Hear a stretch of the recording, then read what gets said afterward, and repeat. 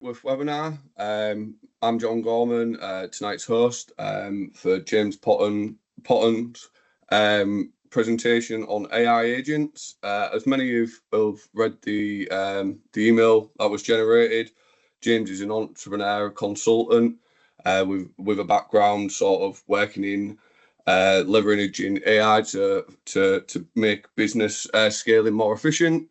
And he's going to try and sort of wing tonight a presentation around our suggestions, really, which will be good fun, and hopefully we'll all learn something new about AI agents and how we can adopt this into our engineering roles and sort of progress from there, hopefully, and start using chatgpt in a more useful manner rather than just asking it silly benign questions like Google's takes a bit more Googling. So yeah. With that, I'll pass over to James. So yeah, thank you. Awesome. Thanks, John. Welcome everyone. Great to be here. And yeah, as I said, I think this is a great opportunity to take some risks tonight and sort of see what happens if we try and collaboratively build the presentation. Another way of looking at this is I haven't done any prep, and we're going to have to work together to make this happen. But I guess just to frame things, you all know what's happening in the kind of AI world. I'm sure unless you buried your head in the sand, you know that there's just this rapidly moving landscape on what AI kind of means for work and productivity, and as an individual, simple things like doing it at home. You can say, I'm allergic to this and this food, and I don't like this, but I really like this kind of food, and it can give you ingredients to go out and buy for your food for the next week or whatever. So although it's kind of is that just doing something that is you could have done before? It is, but it's actually able to be way more sort of creative in that kind of sense. So that is an example, but that can be transposed into the workplace. There's obviously, and I think this should come through tonight, there's obviously kind of some challenges and risks around using it, and there's considerations around what happens with data, and there's a lot of kind of governance, and a lot of that comes up a lot, and especially if you're working in highly regulated sectors, and a lot of you guys in engineering will need to consider what you're doing. There's just today I was chatting to someone, and there's sort of high up government kind of agencies that are potentially using it and not thinking about things like the Patriot Act and so on. So if you're using OpenAI, there's still the potential for people to access that data. So yeah, there's things you can do around that. So there's ways of building language models on virtual servers and accessing that, which means that the data doesn't go anywhere. So that's kind of the end point of the discussion. But I think it's important to sort of frame that kind of thing. I'm going to share my screen, and in the session, I'd like to, for people who want to, I'm hoping I can see all of you when I click on, let's have a quick look. I need you to be able to see. Am I going to be able to see you all? You said just share screen, didn't you? I'm going to take a risk. We said we're going to take risks tonight, right? So let's create a presentation. Just gone into ChatGPT. And what I will try to do, if I go onto my phone, I don't have it here yet. If you have a higher level Mac, and look, I'm assuming everyone's used ChatGPT to some level, in this call. Is that a fair assumption? Is there anyone who hasn't used ChatGPT? Don't feel bad if you haven't. It's useful to know if I can't really see too many nods or either way, but okay. So let's assume that you have like at least tried something on ChatGPT. It's free. So I'm gonna start recording on my phone. Okay, so it's recording now. So what I'd like to understand is for this presentation, what do we want to get out of this evening? So John, do you want to fire away first? Well, for me, ChatGPT is sort of been a bit of a mentor for me learning chemistry when we're moving more into a material scientist role. So I'd like to sort of utilize it in a better fashion rather than it sort of teaching me the basics. Maybe sort of build some sort of agent that that has it all there. And I'm not quite sure, to be fair. I'd like to see, yeah, maybe how I can use it more efficiently to for it to be a mentor. But yeah, that's, I don't know how feasible that is. I don't know if I'm living in cuckoo land there. But yeah, that'd be ideal for me. Okay, great.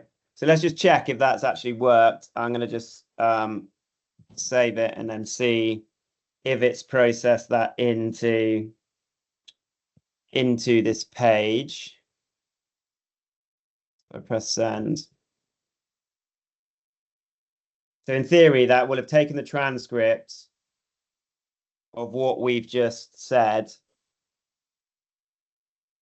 It may have done it on a slightly different page. Let me just check where it's put it. Yeah, so it's talked about so it's recorded what you were saying about chemistry, and it started to look at well, okay, so summarizing back to us what you've just said there. Would anyone else like to have a go at saying what they would like to get out of this evening? I'm going to hit record. Owen, do you want to go next? Yeah, sure. Is it recorded now? Yeah, you good? Okay, so I have a very vague understanding of what an AI agent actually is. I think it's essentially taking AI and train it specifically on something that you want it to be very good at, and then you can keep that model specifically trained on that. I think it's that. So I'd like to verify if I'm right on that, and if I'm not, then understand what exactly it is, and then how do I make it, and how do I integrate it into, say, a web app that I built. Okay, awesome.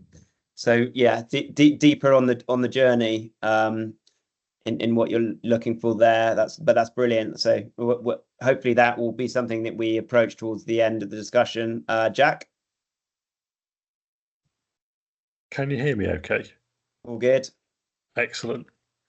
I suppose for me, there's two things I'd be interested in. The first is, you alluded to a minute ago about sensitive data.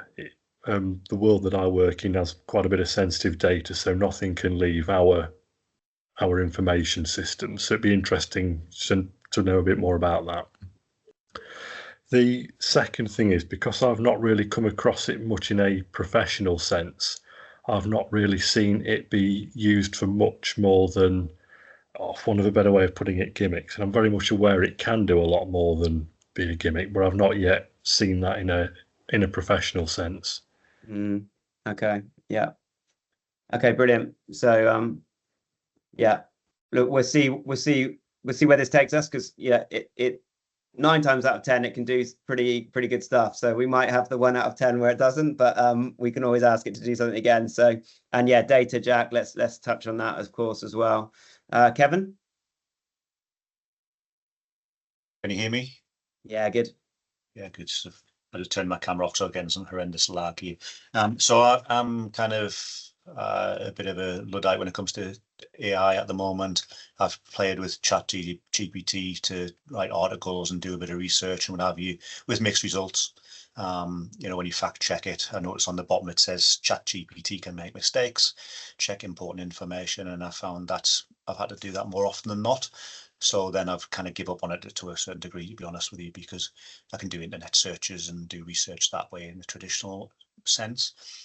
I suppose in the future, as a design engineer, what would be useful to use AI for in my line of work would be to automate some mundane tasks in terms of design iterations and calculation, what if analyses and things like that. But again, I can do those already, so it'll be interesting to see how AI could enhance my life and make my life easier, and hopefully not put me out of a job. And so that's kind of where I'm interested in seeing where we go. And I think, just to mimic what Jack was saying as well, I do see AI seems to be tacked onto everything at the moment as a bit of a kind of a gimmick or a buzzword, with, you know, limited sort of value, you know, perceived value from my side of things as well. So I'm open to see what you can sort of present here, and where the value can be in terms of everyday life and in my career. Okay, awesome. That's great, Kevin. Thank you. Mike? Yeah, thanks, James. Yeah, I was lucky enough to go to Microsoft at Paddington yesterday. So I had a good overview of Copilot, which was stunning in terms of, you know, what it can do for the individual in the workplace. I think for tonight, what I'm interested in really is use cases, particularly for organizations. And I haven't done my prompt engineering, but let's say government agencies, specifically in the project, program and portfolio management world, maybe with, let's say, 100 projects in their portfolio. So I'm interested in use cases. Okay, awesome. Thank you. Well, I'm gonna just save this now, send it through, because having done this before, if you like wait 10 minutes and then it loses it all, it's not that much fun. So I'll send it through. Okay, and then next up, I'm just gonna let it take that. It's summarizing what everyone said at the moment so far. May not have your names quite right, but let's just check where we're at the moment.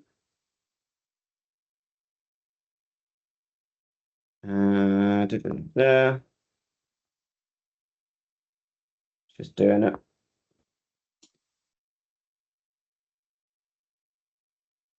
I think that's come through. So yeah, so it's tried to summarize like what each of you want. So we'll go off again. So Brian, you're next, please. Thanks, James. Yeah, I've had a little use with the AI agent formerly known as Bard, which now I believe is Gemini. Yeah. For, I guess the main application I've used is kind of one step up from someone mentioned Google searching earlier. So for technical writing, for proposal writing on a subject domain that's not your own, giving you that starter for 10 as the outline for a literature review, I suppose, for want of a better description. So it's really understanding. This evening, I'm interested in how you can take that one step further to something that is a bit better verified and checked by the AI agent itself. Someone mentioned ChatGPT isn't necessarily correct all the time. Bard was pretty, in my experience, pretty fly with how and where it got information from. So yeah. Again, it's that refinement case, I suppose. Yeah. Yeah, completely agree, Brian. And there's a benefit to being slightly older in at this point in time, because you can actually understand whether it is or isn't giving you the right answer. The problem, like if you take it as it, take it as being accurate in its output, is a real risk. So okay, great. Adam?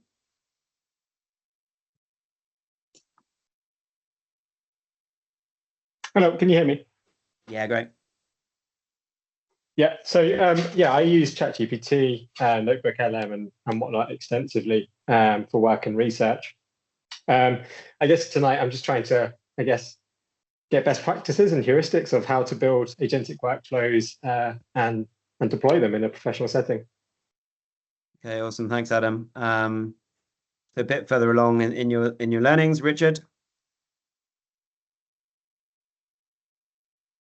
Yeah, it's more of the same, really. I've used Copilot a little bit for kind of itineraries for days out in new places and things like that. It'd be interesting just to see what we can do with it professionally. Quite interested in the security aspects and also the fact checking side of things.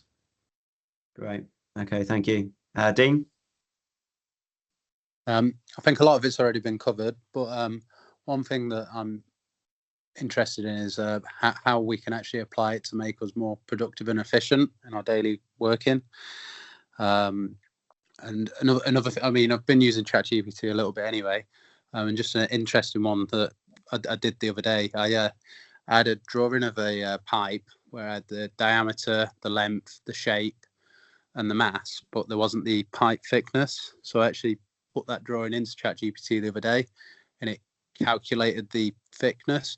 But then I suppose it's how trustworthy are those calculations? I mean, obviously we can work them out. We can take that ourselves and work it out. Oh, sorry, the other thing we had, the other thing I had was the material as well. But yeah, it's the accuracy of that, and can we trust it?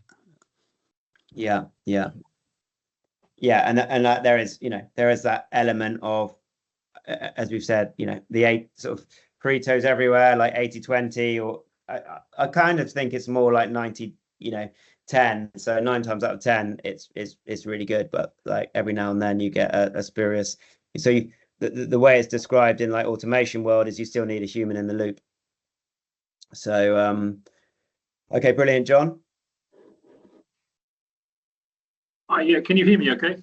Yeah, good. Great. So yeah, I've had kind of mixed bag of experience with ChatGPT and the like. My kids love it, I must say. They quite often plug in their homework, basically word for word, and it comes back with pretty good answers, which is particularly impressive because they do it all in Greek because we're in Greece, and so there's all of their stuff is in Greek. They do it so they input the data in Greek and it comes back in Greek. So that's very impressive. I've looked at it a bit for work, for some kind of calculations and getting ideas on how coordinate transformations. They've got some complicated coordinate transformations work, and it came up with something that kind of looked right at first glance, but digging into it seemed to be wrong. So that's the thing. Also echoing what other people have said. How do we know when it's given us incorrect answers that are kind of convincing, but actually maybe leading us down the garden path and are not quite right? They kind of sound right, but actually when maybe on occasions they're not. Yeah, error checking is a thing. How do we know when it's hallucinating? I think they might call it sometimes. Yeah. And look, interestingly, I was looking at this. All of my signups are around early 2023, and I didn't think it had what it needed to actually be able to do the things that were being claimed. Whereas, I kind of returned to, okay, what does it now look like in the tail end of 2024? And suddenly it was incredibly powerful. But there's still, what you're nodding, the thing that you're suggesting still exists, but they're getting a lot better at that not happening. Terry, you're next on my list. Sorry, James. I was very late joining this meeting. My intention was to log in and try and develop a better understanding of what was going on. So having missed most of your presentation, I'm not in a position to make a contribution. Sorry. No, that's all good. It's all good. You haven't missed anything. It was just, but just that summary is great. That you want to understand a little bit more. So I think Alex can talk right now. So David.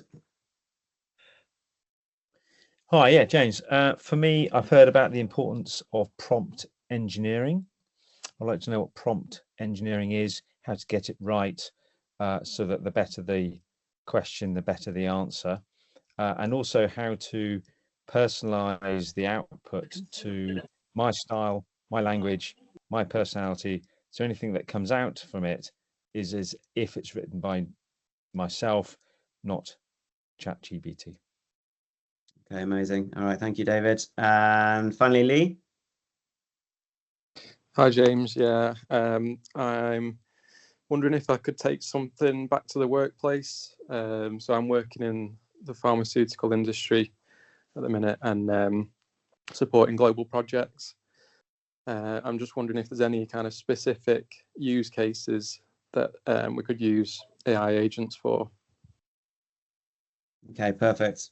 All right, thanks so much. Just to check, John, yeah, I'm thinking Alex is busy, isn't he? Yeah. Okay. So right. So everything we've just said. So I guess oh, Kevin, did you have a question? Sorry, James. Yes. Another thing that I would like to have got out of this evening, we were talking about obviously the AI aspect, but I'd be interested to hear a little bit about your journey and how you've come to be in this sphere and operating a very successful business in this sphere as well, please. Okay. I'll try and add that to it. Thanks, Kevin.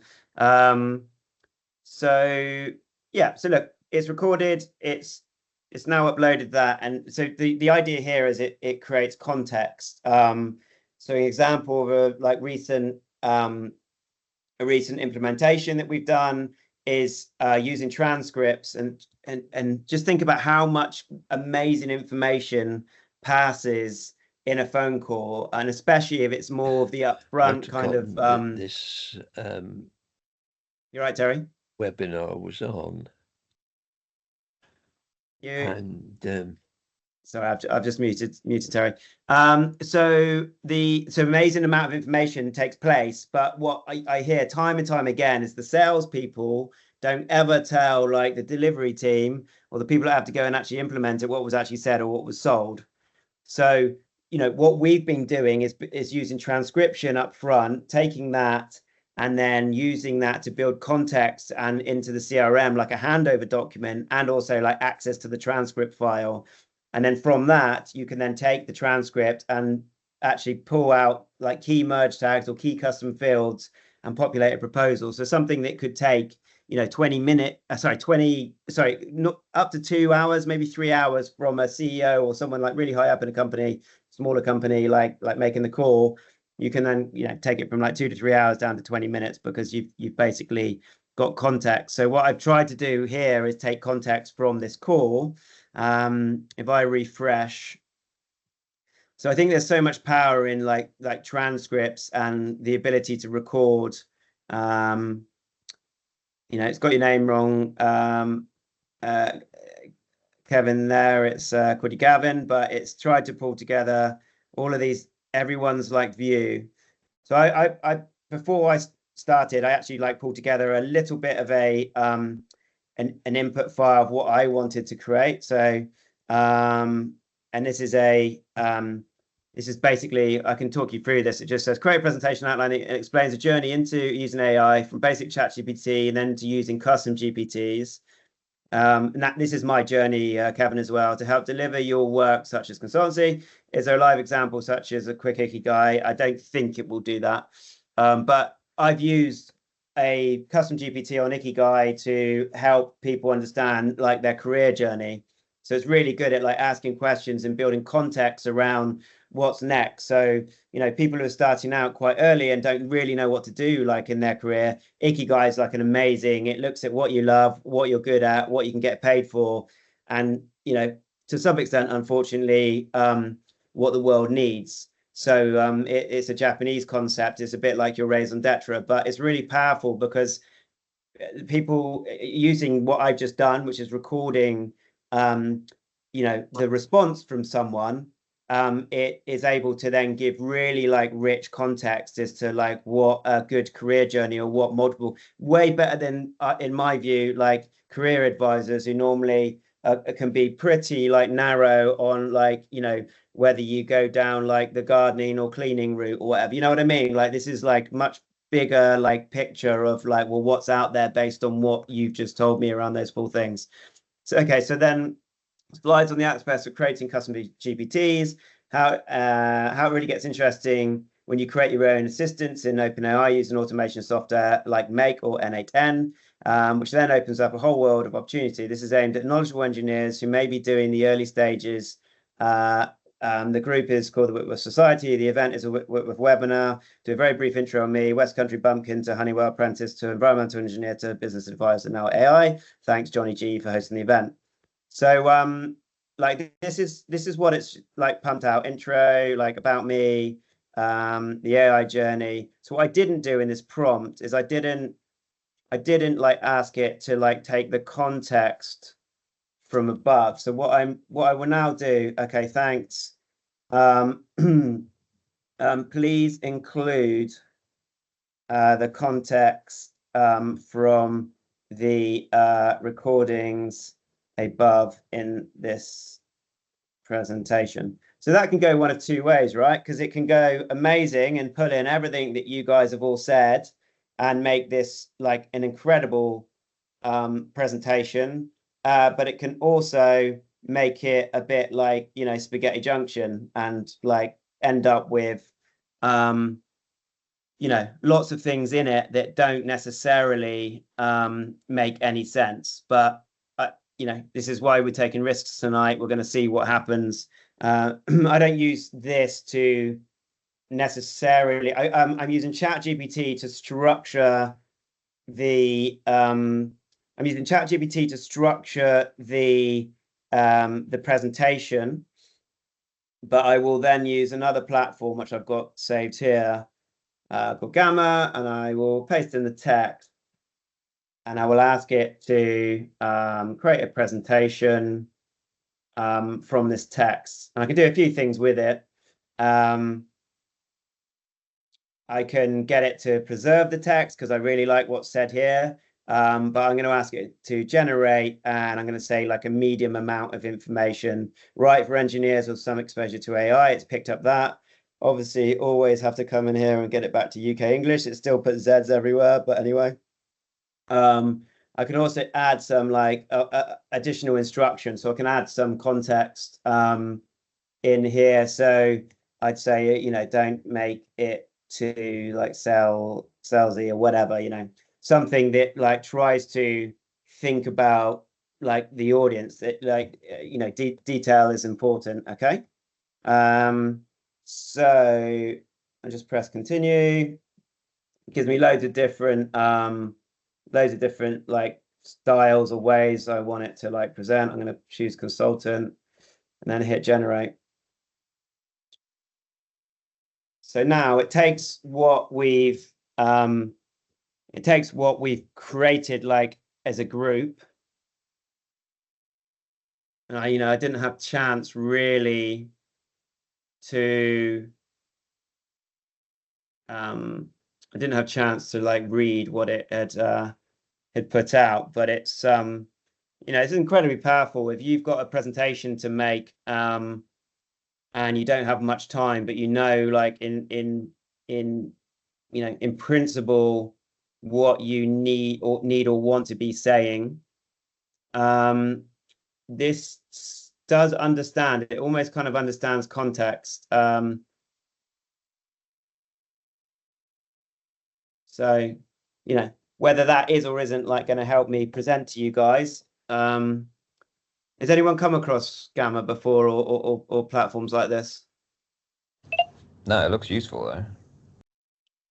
Yeah, it's really powerful. So let's just have a quick look through it. So yeah, thank you, Johnny. Talks about, you know, a Honeywell sort of tech, more into like business and AI. And to answer your question on that, Kevin, I think AI is as much like change management. It's as much about the people as it is about the tech. As we know, it always, you know, you get what happens in organizations is you start to get subject matter experts who come out through within the organization. But how do you sort of proliferate that understanding or that knowledge like across the organization? So having come from like the sort of business advisory side, a lot of the discussions when you're like looking to build a solution is understanding how the business operates currently And if you've got processes that have inefficiencies in them, you will scale those inefficiencies. So you need to understand like where your inefficiencies are and solve that before you even think about adding AI into the equation. And the way I sort of describe it to companies is like an individual, like in your team, probably has about 5 or 6 SOPs, 5 or 6 standard operating procedures, like in their role. If you're looking at AI agents, then an AI agent can sit over like one SOP. So it can sit over like one part of the business, and it can like work in the background. And I talk about velocity a lot. It basically increases the velocity of that SOP and increases the consistency of delivery for the if it's in the customer journey, then the consistency of delivery for the customer. And it also, you know, it also doesn't sleep at night. You know, it can also keep it going. So yeah, so that's kind of why I'm finding you know, I do work with people who are deeper into the AI, the automation building element, but it's always comes back to the actual design, like the actual what is it that you're trying to achieve? What is it that you currently do? What is it that you'd like to do? And then where are the gaps? Yeah, so it's still a lot of like business advisory in that. So I hope that sort of answers your questions on that front, Kevin. Yeah, yes, thank you. I put my thumbs up. I don't know if you'd seen. Yeah, cheers, mate. That's all good. So I, you know, to some extent, I think this has done a little bit of a spaghetti soup. I'm just looking through it and like how I would advise on. It's a daily chatgpt use, custom GPT creation, automating workflows, human oversight, and I think this slide's quite important. So if we think about the if you think about it as replacing Google, then you start to realize that it can go off, and rather than you having to look at like lots of different web pages, it can summarize those web pages for you. So I think that's like quite a useful like entry point to it. I guess you need to understand as well, like with something like ChatGPT, there's a free version and a paid for version. So with the free version, you're not always getting like maybe the best answers that you could get, but for $20 a month, you can start to get like the next level of response where you know, in my opinion, you get less hallucination and you get you almost, I work, you know, before I was on this journey, I was working, I suppose, on my own a lot, and it almost became like a companion to like bounce ideas off or to bounce like thoughts off. So I think it's really powerful to look at how you can build it into your daily use. Yeah, John, far away. I know you just sort of mentioned the subscription service, ChatGPT. Obviously, DeepSeek's come out, caused a whirlwind, and it has no subscription fee. Do you think that, because my experience with DeepSeek, I think it's good, but it's a bit slow. But I feel like the hallucinations are a bit less than the free version of ChatGPT. I just wanted to know your opinion on it, Matt. Yeah, well, when it came out, so I'm not quite sure what you get on the free version of ChatGPT. Is it still 3.5? So is it still? I'll have a look now. It used to be 3.5. So when DeepSeek came out, it was at the same level, like, you know, roughly the same level as 4.0, which was you get like a few goes of that, and then it changes to 3.5 after you've asked your first few questions. So yeah, I mean, you know, this comes back then to data like securities, because if you're using DeepSeek, that data is obviously going over to China, and you know, it's just how comfortable you feel with that. So yeah, like the way around it, because DeepSeek has been open sourced, so I've got a DeepSeek LLM, so DeepSeek large language model sat on a virtual private like server, and it is running, but it's only running in my environment. So I can use DeepSeek, but I don't have to, that data doesn't go anywhere.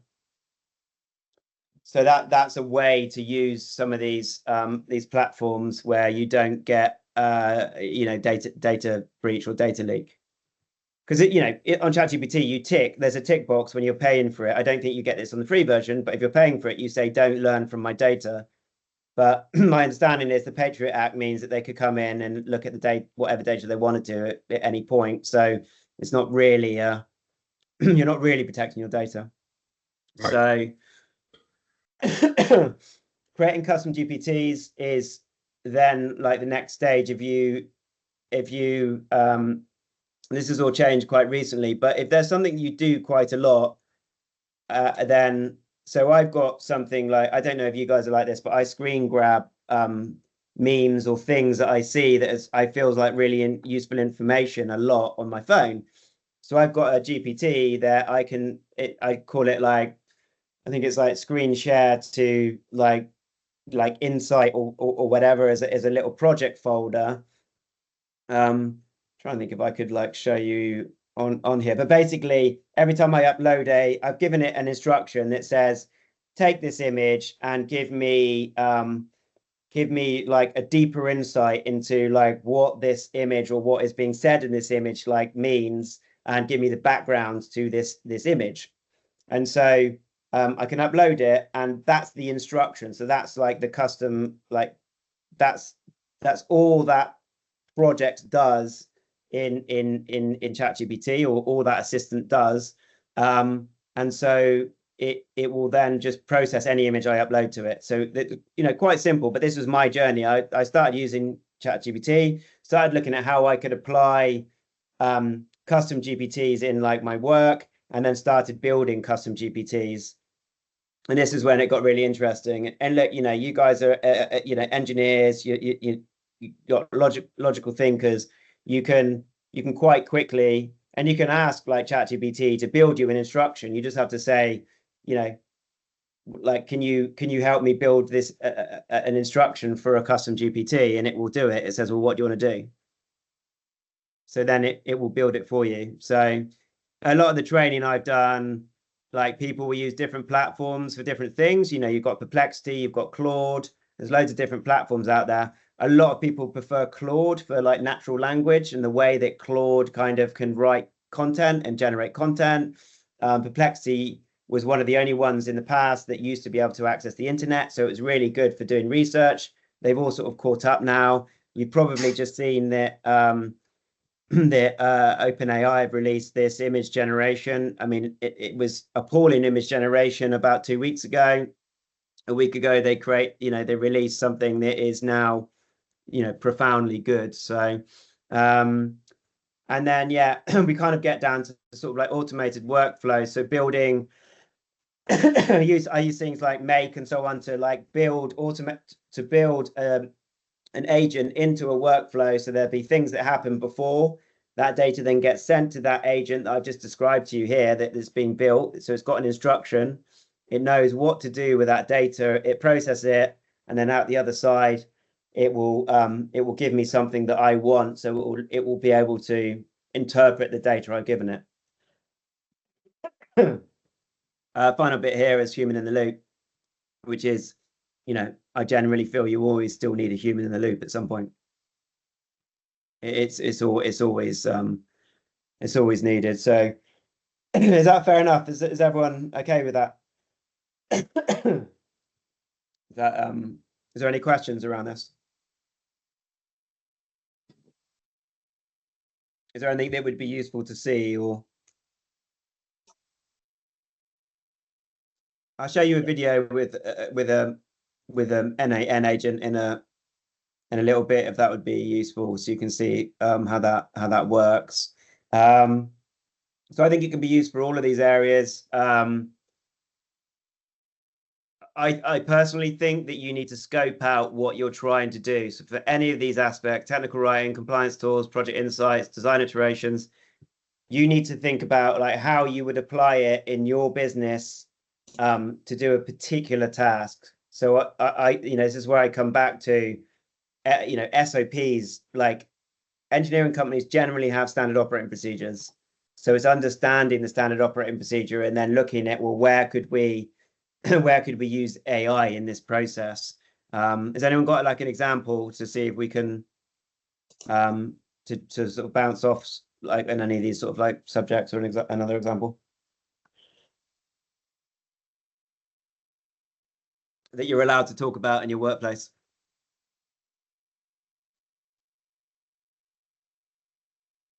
What do you mean, James? Can you bring that to life a bit, please?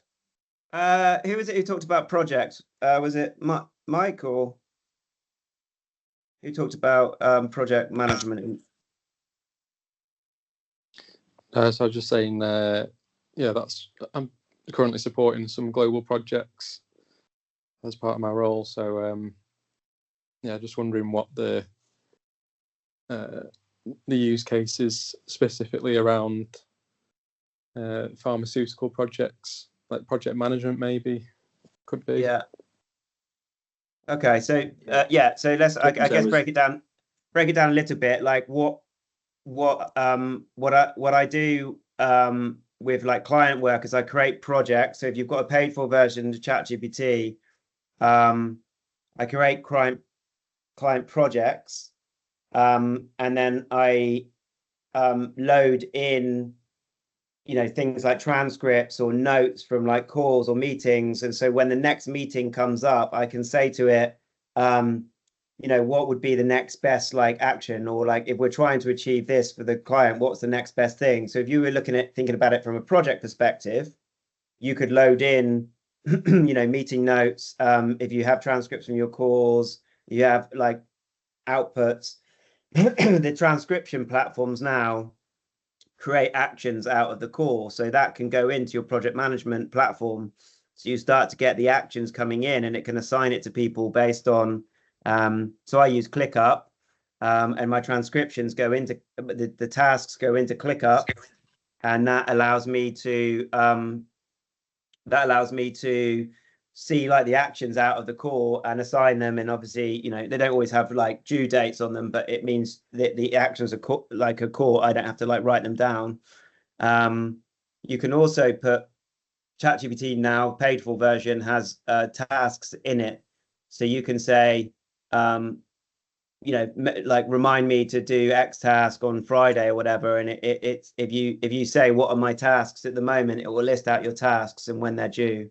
So you can like almost like liaise with it. I don't use that as much. ClickUp's got like better stuff in there, but that's an example of like where you can so go on. If you got particular software that you're using, Lee? Excel. There's some is it P6 project for this project schedule. Okay. Yeah, so these platforms are all starting to have their own AI integrated into them, and that's where I find. So with ClickUp, I go to it, what's my most important task for the day, and it will tell me like what is. I don't have to go and look through all of my tasks. It will just tell me these are the tasks that need to be done today. So it's just a chat window. I think the genius thing, obviously, there's two genius things with ChatGPT and OpenAI. One is that they've created like large language models that feel like you are to some extent like speaking to a human being. The second thing is the chat interface, because the chat interface we're so used to, and it if you think about ADHD and like other where you can get easily distracted when you have too much information, a chat window, it keeps you really focused on like that interchange of like data. So sorry, Mike. Yeah, sorry, I was yakking on. I was on mute, so you did ask a question. Yeah, I was going to say in project management, I'm just conscious of time. There's a sort of linear thing over a life cycle, from requirements gathering, optioneering, design. If you're in engineering, I suppose maybe construction or manufacturing, testing, user acceptance, blah blah blah. And then there's processes that you do all the way through: risk management, financial management, planning, communications, etc. So they're there's some of the things typically you'll see in the project life cycle and in project management processes, I guess. Yeah, yeah.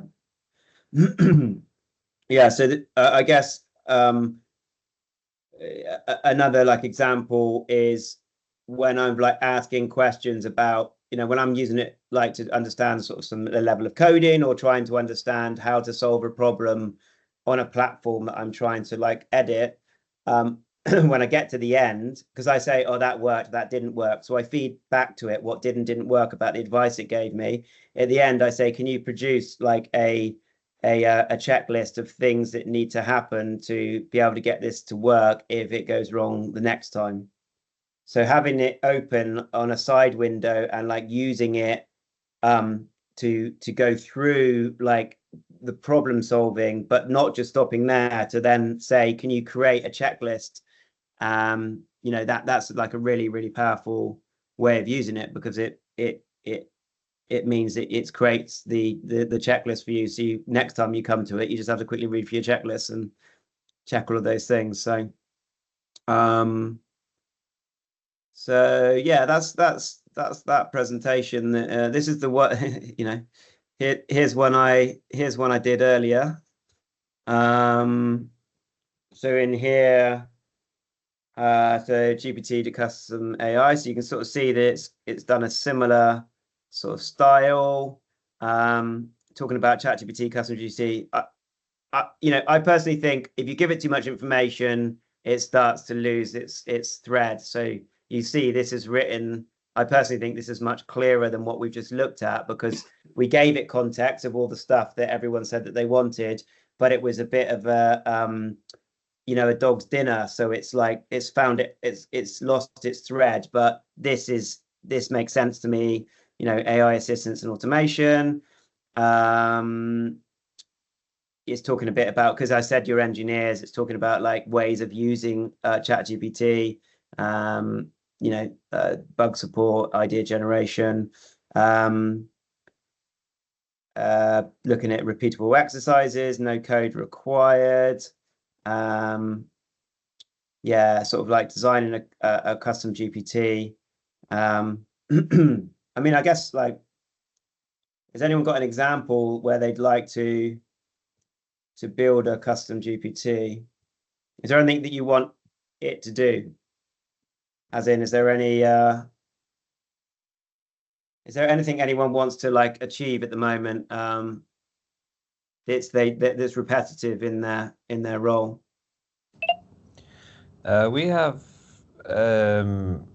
basically a team of planners that every day we have different tasks to do on lots of different aircraft, and they have to they get given all the tasks on the aircraft that they need to get done, and then they have to assign each of the mechanics to those jobs in a way that we can get between each job in time.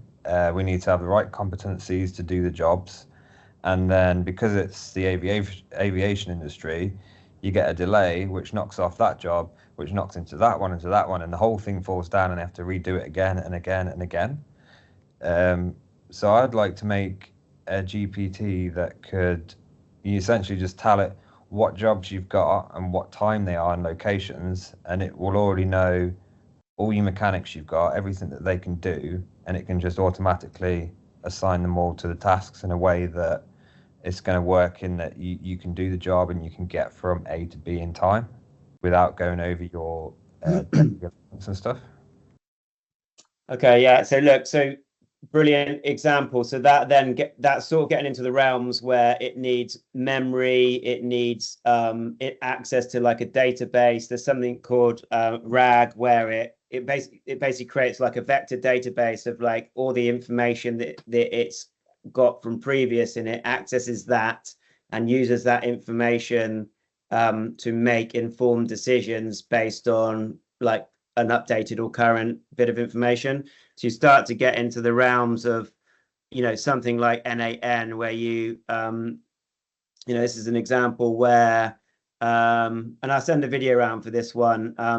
So I've just did a little Loom video. It's like 2 or 3 minutes. So I'll send it around. You can watch me, I guess, using it. So it's got I use Telegram. It's given it like the audio recording. It goes through OpenAI. Then this agent has been given these tools. So it's got the chat model, memory. It can go and access the internet. It can access my calendars. It can access Gmail. And I say, can you add a meeting at 2 o'clock tomorrow afternoon with like Michael? And I need it be like Michael Buchanan or whatever. It needs to know a little bit more information. And it can go and invite them and put that into my calendar.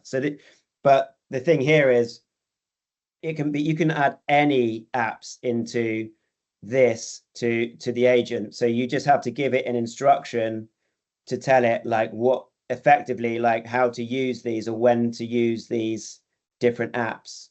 You don't want to give it too many apps because it falls over, but it can, give it, three sort of 4 apps or whatever, and you create different agents for different activities. This is a vector like database where it can store data. So this would be the data. You'd store all of your engineers and their skill sets in here, so it knows to go and retrieve that information from here, and then it knows what to do with that when you say, we've got 4 aircraft or whatever today. One's been delayed. It's in sector 54B. This knows where 54B is, so we've got to reorder it. So it will start. You have to fine tune this, but it will start to understand like how to reschedule that the program.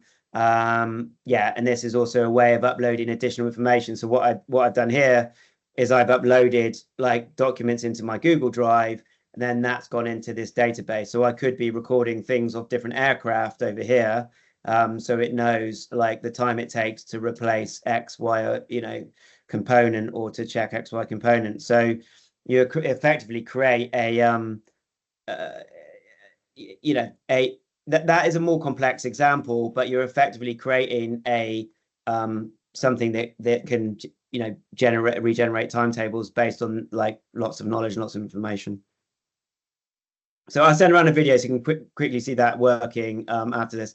I'm gonna have to like shoot pretty I'm all right for a second, but I'm gonna have to shoot pretty soon. I guess like questions at the end. Are there anything else that you see this presentation? I felt more comfortable presenting this presentation, and I only gave it that prompt. It's not not replacing you, it's sort of scaling you. It's interesting. So Q&A, but I only gave it the that's the prompt I gave it there, and it created this, and I was pretty comfortable like looking to present that to you guys. So any questions, any thoughts? Hi, James. Sorry, I did put my hands up there. Just when you had your example up before, I'm just curious because obviously the term AI and what have you, and then you can go back to machine learning. In the example you just gave there, how intelligent is that sort of system that you've developed there? Is it creative enough to come up with suggestions, or is it based on algorithms and programming that you've kind of predefined?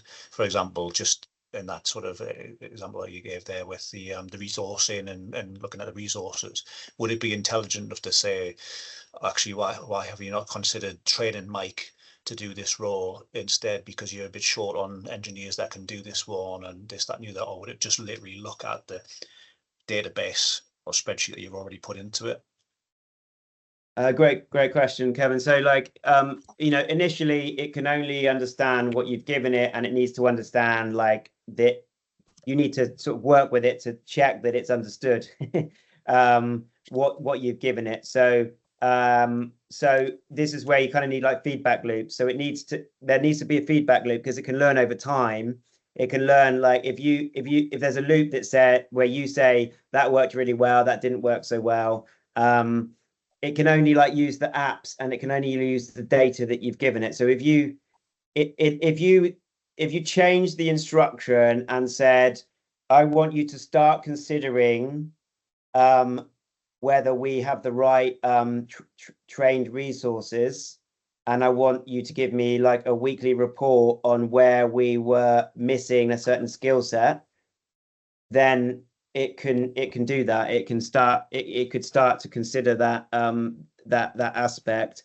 But if you just asked it a question, you know, if you just asked it, if you just said like, where are we missing like resource, it would.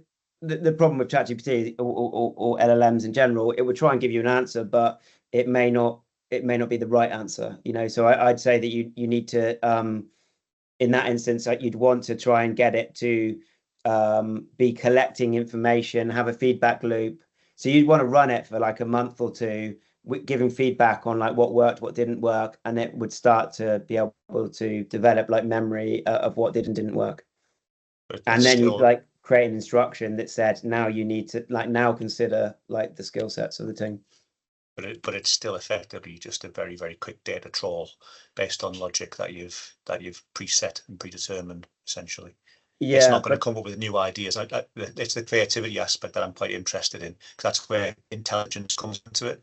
That's where human beings make the difference, I think, still now. And obviously on the design side of things, this is where I've got a bit of a vested interest, because I can see on the automated side of things, on SOPs, presentations, articles, all that sort of stuff, it's really useful, but you've got to be on the ball to make sure that you're not getting rubbish out, because let's say I've used it a few times and got my fingers burnt a little bit, or could have got my fingers burnt a bit, sorry, but it turned out to be a bit of a waste of time, unfortunately, in my case. But like where I can see it working really well, and obviously I'm conscious of time, in a design office, for example. In a previous role, I used to do a lot of checking of other engineers' work, drawings and calculations, and to have like, if you could have an example of a drawing or something that you could feed into it and it could check someone's drawing as a prelim, I wouldn't have to then keep on going back to the same designer and saying, will you stop forgetting to put your initials and the materials on these bloody drawings every time, and then save me sort of getting stuck into that, you know what I mean, like the first pass. But you'd never be able to rely on it, just send them out to construction, because you'd have to have a human eye on it. And I could see that working. Is there examples where you can do that? You can feed drawings and calculations in and do first checks at least. It can understand, like, it can understand images. Yeah, so if you tell it, you know, in this drawing, like always look in the bottom right hand corner for the signature, it would know to sort of look for that. So yeah, it can be developed. Probably take one more question, because I'm supposed to be playing paddle and it started at 9. So David.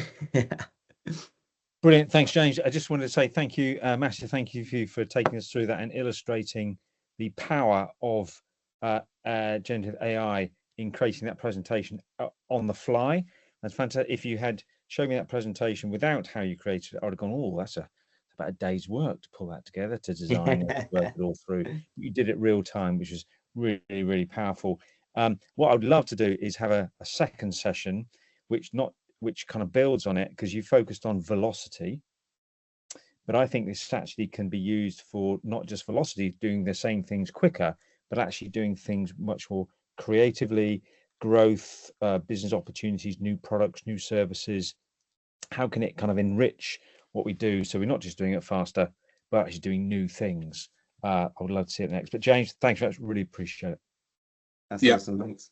I'll jump in there and say absolutely sort of blown away by what we can do, and I'd sort of back David up for a second session if you'd be up for that, James, because today it'd be great. It was a real sort of slapdash tour of what you can do, but I'm pretty sure sort of Owen and a few others would like to dig into the N8N software and see how we can actually start building these AI agents and utilizing them in the workplace.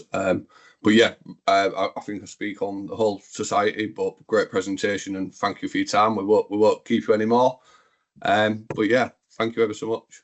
Thank you. And just so you know, N8N is almost, it's not, but it's almost like old school, and they've moved on again. So like it's moving so quickly. ChatGPT, OpenAI released all their agents and operators and so on.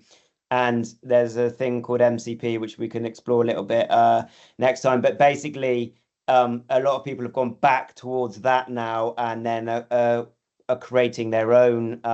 You know, I think Owen, you talked about like creating your own apps on the fly, and that's kind of what's happening using things like Cursor and Lovable and so on. So it's suddenly gone, and that's happened in the middle of whilst we're doing like a build out at the moment. You know, and it's fine. You've got to be agile with it. It's like, okay, this is now where we're going to hold our agents, or this is how this is going to work. So look, lovely to see everyone. Lovely to do another session, maybe you know, in a month's time or whatever. And thanks so much for Great job, James. being Great here. job. Thanks again, James. Cheers. Thank you. Thanks a lot. Thanks all. Thank you Bye-bye. very much.